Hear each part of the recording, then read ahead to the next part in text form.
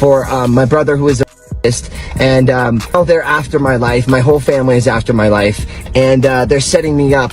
And Sony Records owes me $3.5 million, and they don't want to pay me, and it would be in their better interest, just like Michael told me. They owe me money, and they're trying to off.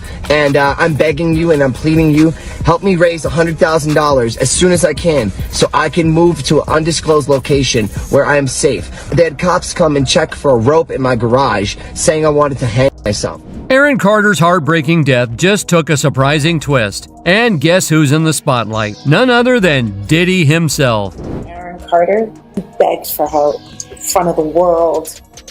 He begged for financial support to help get him a private security team to keep him alive. He said on numerous occasions, if anything happens to me, I promise you, I am not suicidal. And no one said anything. Turns out there are some jaw-dropping secrets about Diddy and his connection to Aaron Carter's final days. And now Diddy's lawyer has officially called it quits, adding fuel to the fire. Whispers are swirling. Could the music mogul be hiding something huge? The buzz around Aaron Carter's mysterious death is getting louder, with shocking reports suggesting it might be tied to Diddy. Word is the feds are digging deeper into Aaron's passing and his ties to Diddy, and they're even planning to update Diddy's indictment with more charges. What's even wilder, investigators are reportedly looking into other suspicious deaths linked to Diddy, including Aaron, who tragically died on November 5th, 2022, just a day after Diddy's birthday.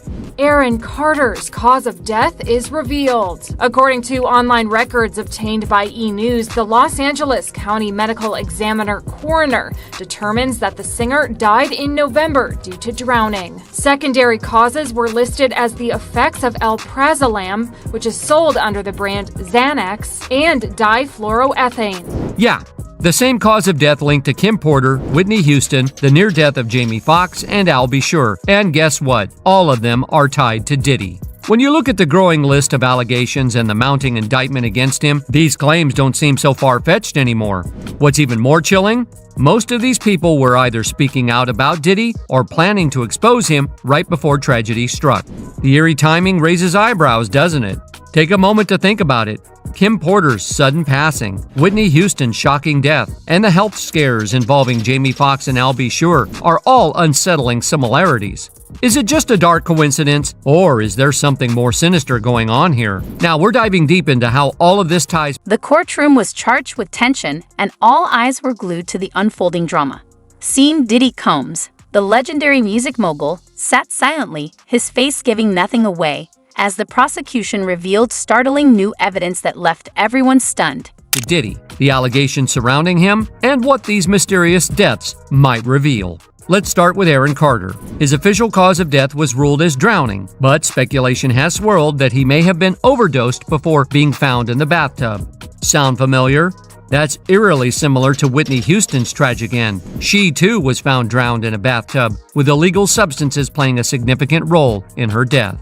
So how does this connect Diddy to Whitney? Here's where things get even darker. Before Diddy rose to the level of mogul he is today, he had a mentor, none other than Clive Davis. Clive, a legendary figure in the music industry, has his own troubling rumors, including allegations of inappropriate behavior involving young boys. According to Jaguar Wright, an outspoken industry whistleblower, Diddy and even Jay-Z may have learned some of these disturbing practices directly from Clive Davis himself. Wright has openly accused both men of being part of a sinister cycle of manipulation and control in the industry, pointing fingers at Clive as the origin. People. Why? Most likely because he was victimized by his mentor, who loved to control people. And his mentor was Andre Rell. Tell us how who was mentored by Clive Davis. Whitney Houston was tragically found dead in her bathtub at the Beverly Hilton Hotel, the very place where Clive Davis was preparing for his iconic pre-Grammy party. Shockingly, Clive decided to continue with the event, even as news of Whitney's death spread, leaving many to question the lack of sensitivity. Meanwhile, Diddy, who was also in party mode that night, reportedly ended up hospitalized for a severe migraine after hosting a post-Grammy bash at the Playboy Mansion. According to Jaguar Wright, Diddy's meteoric rise with Bad Boy Records wasn't just about talent or hard work. She claims it was about favors for Clive Davis. Jaguar has often questioned how someone like Diddy could go from being an intern at Uptown Records to suddenly becoming the powerhouse behind the Bad Boy empire. Her theory? Clive, allegedly, played a key role in Diddy's rise, perhaps helping him maneuver through opportunities that wouldn't have otherwise been available. Jaguar also revisits a tragic event in 1991 during a charity basketball game organized by Diddy at City College. A stampede broke out, resulting in the deaths of 9 young people, including a pregnant woman who was the girlfriend of rapper Father MC, one of Uptown Records' artists. While Diddy has denied responsibility, reports suggest the event was overbooked and lacked proper security, despite warnings that the situation could turn dangerous. Critics have pointed out to Clive as potentially helping Diddy escape accountability for the incident, leaving unanswered questions. The real shocker came when Diddy's renowned attorney, famous for staying cool under pressure, suddenly stormed out of the courtroom. What triggered this unexpected exit? And how does it connect to the larger story of resilience and overcoming challenges? Let's break it down. It will come when we will name names other than Sean Combs, and there's a lot of names. It's a long list already. And of course, I already know who some of these individuals are, but because of the nature of this case, we're going to make damn sure that we're right before we do that. But the names that we're going to name, assuming that our investigators confirm and corroborate what we've been told, are names that will shock. Resilience is a term we hear a lot, but moments like these show what it truly means. Diddy's career is the perfect example. From creating a music empire to navigating both personal and public struggles, he's consistently shown an incredible ability to rise above and keep moving forward. Accidental drowning. Sure, it sounds straightforward. The coroner pointed to inhalation of compressed gas, a substance Aaron had been linked to in the past, and sedative medications. But if this case were so cut and dry, why did the toxicology report take months to surface? Why have details about Aaron's final hours remained murky at best? Delays and discrepancies like these often raise eyebrows, but they're just the tip of the iceberg. Perhaps the most unsettling twist involves the behavior of Aaron's housekeeper. When neighbors, including a medically trained nurse, heard the emergency call and rushed to help, they were met with locked doors and a housekeeper who allegedly refused to let them in. Imagine someone's life potentially hanging in the balance, and instead of allowing critical aid, the person on site opts to delay access. It doesn't end there. When police finally arrived, she reportedly attempted to prevent them from entering too. Why? Panic, guilt, or something more sinister? The actions seem to defy logic, especially considering the urgency of the situation. Then there's the timing. Questions arose about how long Aaron's body was left in the bathtub before the discovery. Hours passed, raising questions about what occurred during that window of time. It's unsettling to think about, especially when paired with Aaron's recent public statements. In the days leading up to his death, Aaron expressed fears for his safety, sharing cryptic messages about feeling targeted. And Brad Paisley was sued Sony Records for $10 million. They owe me money and they're trying to... Was he paranoid, or was he onto something? His concerns now seem hauntingly prophetic, adding another layer of intrigue to an already puzzling case. Each detail deepens the mystery, creating a swirl of suspicion and heartbreak. And yet, this is only the beginning. As investigators continue piecing together the timeline of his final moments, questions about Aaron's connections and potential threats he faced are coming to light. What, or who, was Aaron so afraid of? And how does this tie into some of the biggest names in the entertainment industry? It's time to explore the shadows and connect the dots to a name that keeps popping up in the most unexpected ways: Diddy. Photos of Aaron Carter and Diddy from years past are now being re-examined with a critical eye, suggesting a relationship that may have been more than just a passing acquaintance. These images, once seen as snapshots of Hollywood camaraderie, have taken on a darker tone in light of Aaron's claims of exploitation by powerful people. The day will come when we will now. This latest turn in Diddy's legal battle takes resilience to an entirely new level. When the prosecution presented their shocking evidence, the energy in the room shifted instantly. Audible gasps filled the courtroom as the details came to light. Many wondered if this could be the pivotal moment in the case, one so impactful that even Diddy's steadfast confidence might be put to the test. happen. What's more, investigators carried out an interagency operation to clean up the troubled New York City federal jail, and they managed to seize illegal substances, homemade weapons, and electronic devices. The raid had nothing to do with Diddy. It was only carried out to ensure the safety and security of staff and inmates at the facility, and was part of a larger safety and security initiative, and not in response to any particular threat or intelligence. And while their efforts are commendable, the point is, it's the Wild West out there. And that's exactly why one woman who lost her husband to violence at a U.S. detention center advised Diddy to not keep to himself and to not trust anybody. During an interview with Us Weekly, Ashley Cordero said, "The prison is disgusting. They have rats running through there and everything. It's disgusting inside. My husband used to sit there and say it was nasty that rats were everywhere. No human being should be living like that at all. No human being should live that way. You're not an animal. You're still a human." She also said, he, Sean Diddy Combs, should try to transfer to a different prison. My husband passed away in there. That prison is no good. Honestly, him getting denied bail, you got to suck it up and be in prison, but try to transfer. That prison is obviously not safe. If so many are complaining, that says something.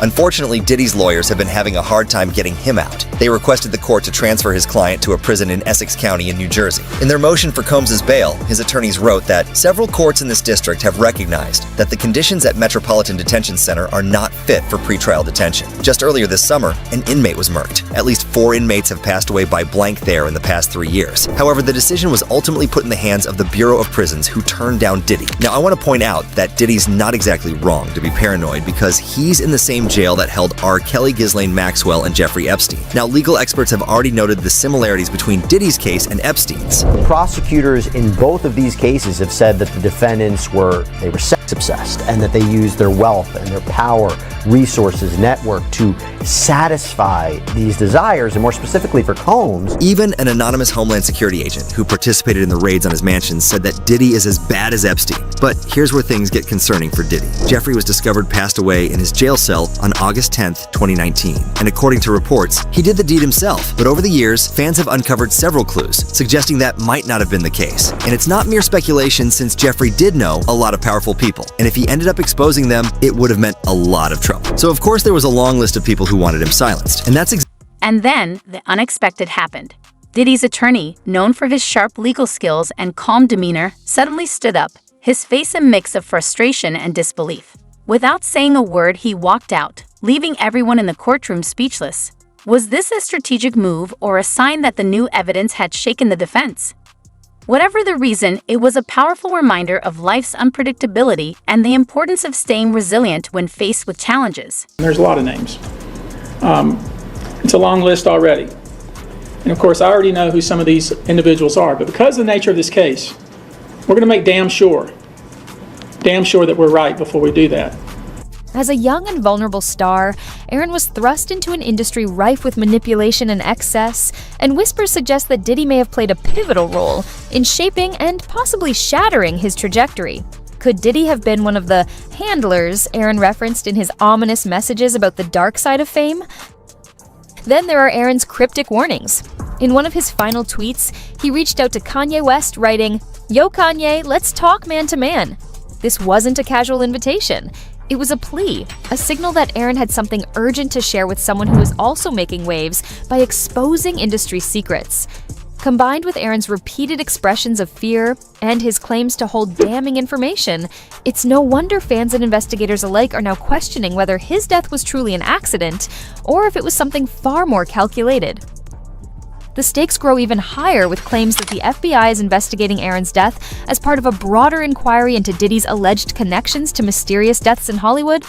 From Aaron Carter to Kim Porter, Diddy's ex-girlfriend who passed away under similarly unclear circumstances, the dots are starting to connect. Could it all be coincidence, or is there a pattern of silencing those who know too much? For years, rumors have swirled about Diddy's influence, extending far beyond music, encompassing manipulation and even darker accusations. Aaron's tragic demise might just be the thread that unravels a much larger tapestry of secrets. As more details emerge, the whispers of Hollywood handlers and exploitative power dynamics grow louder. Aaron Carter's life may have ended abruptly, but his story refuses to fade into obscurity. Instead, it's becoming a focal point in the conversation about fame, control, and the dangerous underbelly of the entertainment industry. And this isn't just about Aaron. His death is forcing a closer look at Diddy, a figure whose power and reputation could be hanging in the balance. and the connections only get darker. Kanye West, no stranger to controversy, dropped bombshell allegations about a web of manipulation in Hollywood, revealing how his former trainer Harley Pasternak threatened to institutionalize him and render him powerless. But Kanye's accusations didn't stop there. He pointed directly to Diddy as a key figure in this network, suggesting that Aaron Carter's desperate attempt to reach out before his death was no coincidence. Was Aaron seeking Kanye's help to expose the same chilling secrets? Kanye's allegations against Harley Pasternak read like the plot of a psychological thriller. Text messages shared by Kanye showed Pasternak threatening to medicate him into a zombie-like state if he didn't comply with certain demands. An astonishing level of control for someone who was supposed to be a fitness trainer. But Pasternak's alleged background in psychological operations with the Canadian military only added fuel to the fire. Kanye described him as a handler, a figure whose role went far beyond personal training and into the realm of mind control. For Kanye, this was just the beginning, as he claimed Hollywood is teeming with such individuals whose job is to manipulate and silence stars.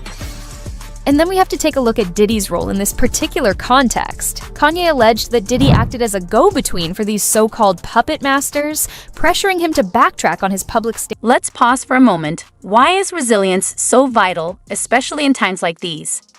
Resilience isn't just about surviving challenges. It's about growing, adapting, and emerging even stronger. Diddy's journey is a perfect example. His path to fame and success wasn't without hardships.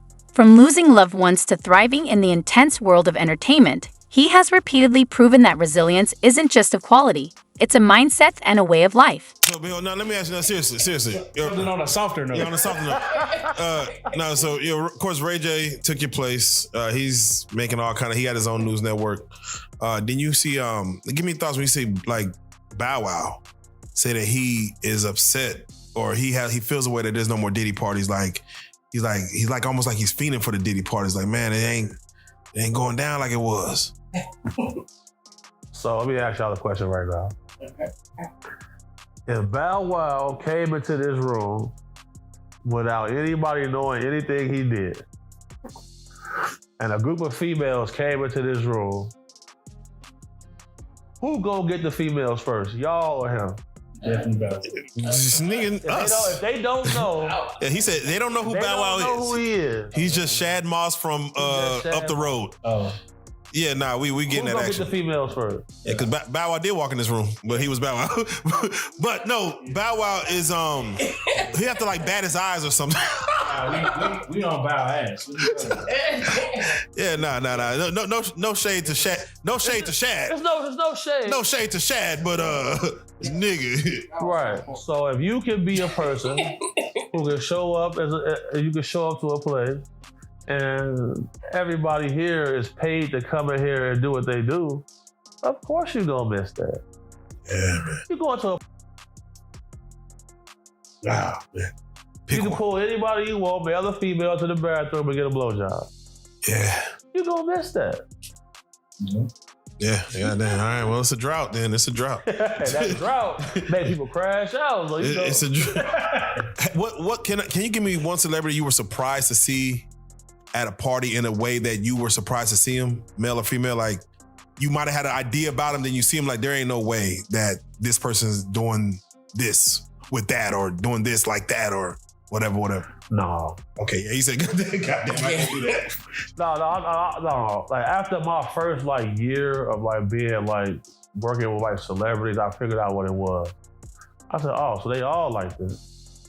Alcohol. Huh? Does it always start with alcohol whenever? No, a lot of them don't even drink. Oh. It's just them. Just come in Bro, I'm so you got different levels but you got horny men, and then you got real horny men. You feel me? So, what's A strong support system is essential for resilience. In Diddy's case, his team, friends, and family have consistently stood by him through tough times. While his attorney's dramatic exit may have unsettled the courtroom, Diddy's calm presence showed he wasn't facing this fight on his own. Having people to lean on can be a powerful safety net, offering strength and encouragement when life feels uncertain. One day after Diddy's birthday, Aaron was a teen heartthrob in the 2000s and the little brother of Backstreet Boys' Nick Carter.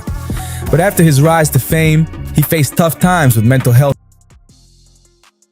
Word is, much of this stemmed from traumatic experiences early in his career. Now, old photos are surfacing of a young Aaron hanging out with Diddy back in the day, raising eyebrows. Fans are starting to wonder if Aaron Carter could have been one of Diddy's youngest victims. But that's not the only twist here. In the months before his death, Aaron was vocal about knowing deep secrets of powerful industry figures. He posted cryptic messages online, and just before he was found unresponsive in a bathtub, Aaron reached out to Kanye West, asking to talk. Here's where it gets crazier. Kanye later claimed Aaron was taken out by Harley Pasternak, his former personal trainer, rumored to be involved with MK Ultra, possibly acting as a celebrity handler. Kanye even claimed Pasternak threatened him with institutionalization. So how does this connect to Diddy? Kanye claimed Diddy threatened him on behalf of unnamed individuals, allegedly including Harley Pasternak. But that's just the tip of the iceberg. The feds are reportedly diving into wild allegations, including Diddy using poison to silence people. Aaron Carter, Kim Porter, and Jamie Foxx, who narrowly escaped, are under investigation for the deaths or near deaths. On top of that, sources say Aaron was about to spill huge secrets about Diddy, possibly linking him to a rumored Hollywood ring targeting young entertainers. So, did Aaron know something that could blow the lid off Diddy's operation? What really happened in Aaron's final hours? Just when it seemed like Aaron Carter was getting his life back on track, shocking news broke on November 5th, 2022. He was found Setting realistic goals is just as crucial for resilience. Even in the intense atmosphere of the courtroom, where the stakes couldn't be higher, breaking down challenges, like tackling the new evidence step by step, can make the impossible feel manageable. This approach isn't just for high-profile cases. It applies to everyday life. Whether pursuing a dream, bouncing back from a setback, or facing a tough situation, realistic goals can help you stay focused, grounded, and motivated. So you said that Denzel Washington wasn't down with the program, the Diddy program. Well, no. My friend had to do a number 2, and she was on stage, and he wouldn't let her be relieved, and so she ended up doing it on stage in front of everybody, and it was a wet one, and it went everywhere. It was so nasty, and Denzel was disgusted. He grabbed his wife and was like, "You don't respect nobody," and ran up out of there. Did you see people react like that a lot, or were most people going with the flow? It was so much going on. The people that noticed reacted, but it was just so much going on. If you weren't right there in that vicinity, you didn't even know. It was too much going on. But yeah, everybody, and everybody was just walking around zombied out. Like after a certain time, when you would make the announcement, if you don't, the regular party's over, if you don't want to participate in what goes on after. It's just interesting. I just want to bring up Justin Bieber for a second. Shout out to Justin Bieber, man. I'm a Justin Bieber fan. I want to work with him. Man, I have such empathy for you. You are a strong person, Justin. Shout out to you in your heart. You sing when I hear the pain. Now when I listen to your music, I hear the pain in your voice, Justin. All you wanted to do was sing. Your mother caught you playing your guitar, singing, and thought, let me help my son out. Let me focus on what God, let me nurture this talent. And she thought she was doing the right thing by taking that video to Scooter Braun. And I'm sure Scooter Braun probably thought he was doing the right thing taking to Usher. You need to get slapped or something, Usher. You knew what Diddy was going to do to him. What'd you get by taking him over there? And then you had the nerve, he signed to you. So you've been making money off his back. Are you Diddy number 2, 3, 4, Usher? Running around here. I mean, this is ridiculous, y'all. Hey, I'm on a live, y'all. Stop calling me when I'm on a live. That's disrespectful. I'm on live. Stop calling me. Jaguar Wright is watching. She's in the chat. Hi, Jaguar. I love you. Oh, I love if I can work with her. She sings so good. When she... Purple Rain. Purple Rain. Tell him to stop. He keep calling. He called 5 times. I don't even know what did. Man, he gonna make me talk mess. Tell him to stop. That's ridiculous. Hey, Jaguar. Yeah, I just want to say, man, your voice is amazing. Your strength. The courtroom drama is a stark reminder of life's unpredictability. Just when everything seems under control, an unexpected twist can throw things into chaos. The surprising evidence and the attorney's abrupt exit show how quickly circumstances can shift. But it's in these uncertain moments that resilience truly shines. It's about staying focused, adapting to new challenges, and refusing to let setbacks define the outcome. Dead at the scene. Aaron struggled with addiction and mental health issues for most of his adult life, but there were still many unanswered questions about his final moments. Initially, most thought Aaron had relapsed, overdosed, or taken his own life. The police didn't consider his death suspicious at first. However, over the past 2 years, strange and disturbing details have emerged about his last hours. The first police report said Aaron's housekeeper found his body in the bathtub, but the cause of death wasn't made public immediately. An LA Times article revealed the LA County Coroner's Office did an autopsy, but awaited chemical tests for the cause. Typically, toxicology reports take weeks, but it wasn't until April 2023, 5 months later, that results were released. The LA County Medical Examiner ruled Aaron's death an accidental drowning caused by inhaling compressed gas. When this news first emerged, fans linked it to Aaron's substance use history. Aaron had always been open about his struggles, including eating disorders and body shaming. Just years before, he sought treatment for these issues. Because of Aaron's mental health challenges, some speculated he might have taken his own life, given his strained family relationships and lack of a solid support system. But then things took a strange turn. Many fans began to feel something wasn't right with the official story. They dug up old videos Aaron posted days before his death, where he expressed feeling unsafe and scared for his life.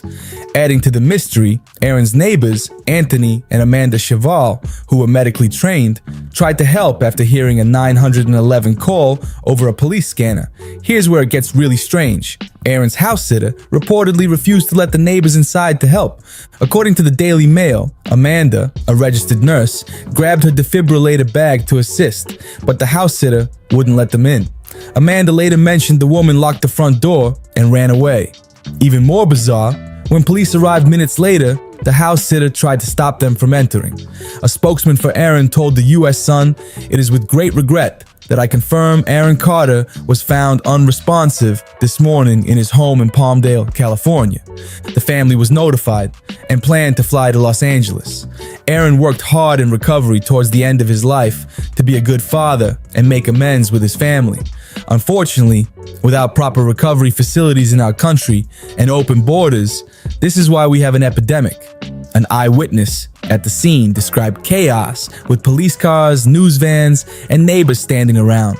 Devastated, Melanie could be seen wiping tears and hugging friends. Neighbor Tony Cheval, a local photojournalist, told the U.S. Sun, "I have a police scanner for work and heard the call about an unresponsive male in the bathtub. My wife is a nurse and we headed over with her AED." As the courtroom buzzed with rumors about the attorney's exit, Diddy's calm demeanor stood out. He didn't let the moment define him. Instead, he appeared to tap into his inner strength, a skill built through years of dealing with the ups and downs of fame and success. This ability to stay composed under pressure is a key part of resilience. It's not about ignoring the gravity of the situation, but about refusing to let it control you. My name's Tony Busby. I'm a lawyer here in Houston. I'm licensed in Texas and in New York. As many of you know, our law firm has been at the forefront of some of the most important litigation in the United States. We like the tough cases. We thrive in the complicated cases. Conduct we will describe today occurred over more than 20 years, and we're going to follow this evidence wherever it takes us. We will find the silent accomplices. We will expose the enablers who enabled this conduct behind closed doors. We will pursue this matter, no matter who the evidence. Can you imagine how many other famous people and big executives are probably involved in this? These brave victims who have stepped forward deserve nothing less. The biggest secret in the entertainment industry that really wasn't a secret at all has finally been revealed. The wall of silence has now been broken and victims are coming forward. Our team has had at this point more than 3,285 individuals contact us, people claiming to have been victimized by Sean Combs. We now represent 120 individuals who intend to bring civil claims in civil court against Sean Diddy Combs. So they said they vetted. That's what caught out right there, but they were vetted. 120 people. Claims against many other individuals and entities that we will name as defendants as we file these individual cases. We also intend to make these individuals available to the authorities, specifically to the FBI. And you should also know a few of them have already been spoken to by the FBI. That being said, as stated, we are vetting every call that we receive. We have had to turn away some. For each, we ask for corroboration. For each, we ask for the identity of witnesses. We also have collected pictures, videos, texts, we check venues, we check dates. We want to corroborate that the claims being made have legitimacy and merit. We have on staff now a former detective from the Major Offenders Unit of Houston Police Department who is helping us vet each claim. We're using our common sense. We're being stringent because, as I said, these are not easy cases. They're very tough. The process is hard, and in some cases, the process is very lengthy. These cases are hard to prove. Many times, it's the victim's word against the alleged perpetrator. Each of these victims will no doubt be publicly attacked by the alleged perpetrators, and in some cases, the general public. The feckless and cowardly keyboard warriors love to attack. We know what we're up against. Wait, is there anyone in support of Diddy? Is that a thing? Does Diddy actually have diehard fans that aren't like shitting on him right now? I've literally never have been retained by 120 individuals at this point to pursue cases in civil court against Sean Diddy Combs. It is evenly divided between males and females. There are 60 males and 60 females who have joined us to pursue these claims as plaintiffs. In this group, 62% identify as African American, 30% are white, and the remainder are Hispanic or Asian. The victims are from more than 25 states. The majority are from California, New York,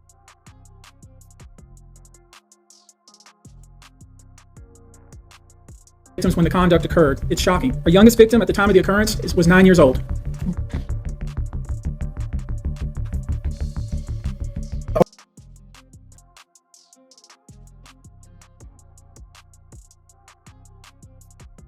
We have an individual who was 14 years old. We have one who was 15. 25 of the 120 individuals who are plaintiffs in these cases were minors at the time of the acts complained of. This guy is a... The speaker's message about resilience hits home here. He points out that everyone faces challenges, but what makes resilient people stand out is their ability to learn and grow from those struggles. Diddy's journey is a perfect example of this. He's dealt with criticism, controversy, and now a legal battle that could shape his legacy. Yet, his career and personal growth show that setbacks don't have to mark the end. They can lead to a fresh start and a new chapter.